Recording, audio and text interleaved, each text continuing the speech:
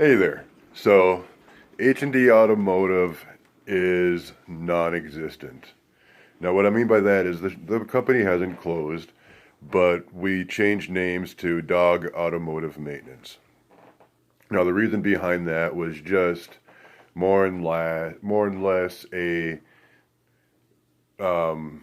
lack of partnership agreement, though there truly was no agreement, but the partnership was more or less one-sided.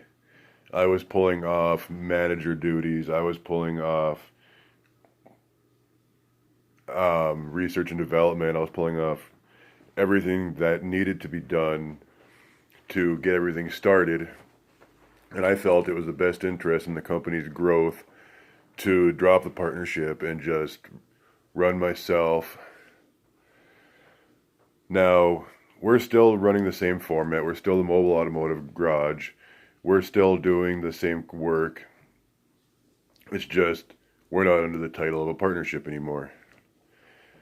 Now, for some of you who may have been trying to get a hold of me for your quotes or for appointments, please understand that right now I am still working a full-time job just to try to keep myself afloat and be able to afford to give you guys the service that we need.